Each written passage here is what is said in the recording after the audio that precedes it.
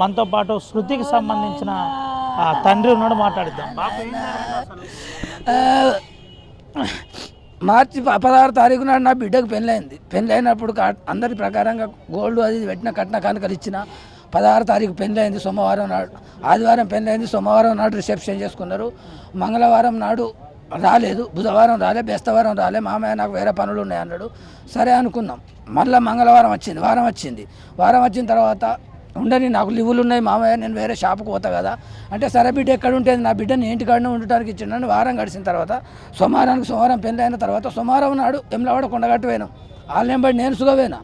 నేను పోయిన తర్వాత నా బిడ్డ బాధపడతా అంటే, ఏంది బిడ్డ ఎందుకు బాధపడతాను అన్నోళ్ళే, డాడీ నేను ఇష్టపడి ఏదో బావోళ్ళ తమ్ముడు అని పెళ్లి చేసుకుంటే, ఇష్టపడి చేసుకుంటే ఇట్లా అయింది, ఇది ఇబ్బంది అంటే అలా మా నడిపాలను వల్ల చిన్నమ్మ కొడుకు అన్నట్టుగా ఇట్లా చేస్తాడు డాడీ, టార్చర్ అవుతుంది నాకు అన్నోళ్ళే. నేనుండి ఏంది ఎందుకు టార్చర్ అవుతుంది ఏంది అని అన్న తర్వాత, నేను నీ వెనక ప్రాపర్టీ ఉన్నది అనుకున్నా, నాకు 15-20 లక్షలు పోతురు, ఇట్లా సంగతి నీ భూమి ఉండే కదా అది ఉండగా అంటే, అయ్యో ఒక ప్లాట్ ఉంటే మా పెద్దాళ్ళునికి ఇచ్చినాం, మేనల్లునికి. అప్పుడు ఆయనకి 8 లక్షల కట్నం పోసాయంటే 5 లక్షలు పోసినాం, 3 లక్షల కట్నం కింద ప్లాట్ ఇచ్చినాం అన్నేనన్నా.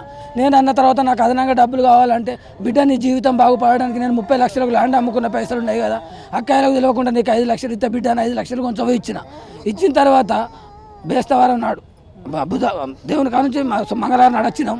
బుధవారం నాడు మాట్లాడినా, బేస్తవారం లేదు శుక్రవారం నాడు, శనివారం నాడు అమావాస్య అవుతుంది, ఆదివారం నాడు ఉగాది అవుతుంది, శుక్రవారం నాడు తీసుకొస్తానని పోయిన తర్వాత మళ్ళీ టార్చర్, నాకు ఫ్రిడ్జ్ కావాలి, నాకు ఇది ఏది టీవీ సామ్సంగ్ టీవీ కావాలి, సామ్సంగ్ టీవీ సోనీ టీవీ కావాలి, నాకు ఫ్రిడ్జ్ కావాలని మళ్ళీ.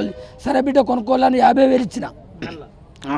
50,000 ఇచ్చిన తర్వాత ఇప్పుడు టీవీ తెచ్చుకున్నాడు, ఫ్రిడ్జ్ తెచ్చుకోలేదు. సరే బిడ్డ నువ్వైతే మళ్ళీ ఇప్పుడు పక్కోళ్ళకు తెలియవద్దు, పక్కోళ్ళకు తెలితే మళ్ళీ పెద్ద బావ అడుగుతాడు, మళ్ళీ చిన్నయ్యని అడుగుతాడు. నేను అమ్మినా కానీ రూపాయి రాదు బిడ్డ, అప్పుడంటే భూమి అమ్మిన పైసలు ఉన్నాయి కాబట్టి వడ్డెక్కింది అనుకున్నాం. సరే అని చెప్పి శుక్రవారం నాడు తీసుకొచ్చుకున్నా సార్. శుక్రవారం తీసుకొచ్చుకొని ఉన్న తర్వాత శుక్రవారం ఉన్నది, శనివారం ఉన్నది, ఆదివారం నాడు పండుగ నాడే మా అయ్యప్పుడు రాలేమన్నది అంటే, నాకు ఇంటికాడ దేవుడు ఉన్నది, నా ఇంటికి దోలాలి, తొలత పండుగ నాలు, అయ్యో పోలి బిడ్డ ఎక్కడున్నా ఉండుడే అని చెప్పి ఆదివారం నాడు పంపించిన సార్. ఆదివారం పంపించిన మంచిగానే ఉన్నారు. సోమవారానికి మళ్ళీ నిన్న సోమవారం పండుగకున్న నడికి సోమవారం మళ్ళీ పోయినాక ఆదివారం నాటి నుండి మళ్ళీ టార్చర్ అయినట.